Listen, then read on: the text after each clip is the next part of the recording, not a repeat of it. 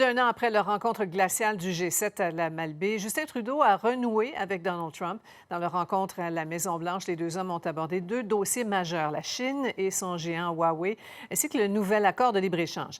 Raymond, cette fois-ci, les deux hommes semblent satisfaits de leur discussion. Et on l'a vu sur les photos il y a un instant, l'ambiance semblait vraiment chaleureuse. Le courant semblait passer aujourd'hui entre le premier ministre canadien Justin Trudeau et le président américain Donald Trump. M. Trump s'est même dit prêt, Sophie, à faire pression sur la Chine pour qu'elle libère deux Canadiens qu'elle détient. C'est par une chaleureuse poignée de main que Donald Trump a accueilli Justin Trudeau à la Maison-Blanche. Une visite éclair du premier ministre pour discuter de nombreux dossiers, dont celui de la Chine. Le président américain doit rencontrer la semaine prochaine son homologue chinois. Justin Trudeau aimerait qu'il plaide la cause d'Ottawa, qui tente de faire libérer deux Canadiens détenus en Chine depuis décembre, soit depuis l'arrestation à Vancouver de la dirigeante de Huawei, Meng Wanzhou, à la demande des autorités américaines. À la demande de Justin, je vais absolument en parler, dit Donald Trump, ajoutant ceci.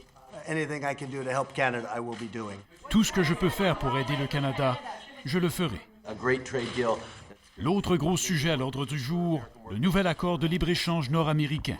Alors que le processus de ratification avance bien au Canada ainsi qu'au Mexique, le Congrès américain, lui, pose toujours problème.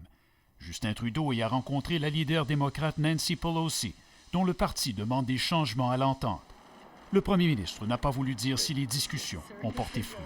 Bien qu'on sera là pour répondre aux questions et aider là où on peut, on ne va pas s'immiscer dans le processus de ratification aux États-Unis. Le président américain, lui, s'est dit confiant que le Congrès finira par acquiescer.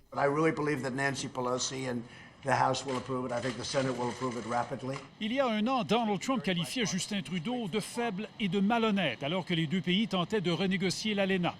Force est de constater que ce passage du premier ministre à Washington s'est déroulé dans une ambiance fort différente, les deux leaders semblant plus que jamais en très bons termes.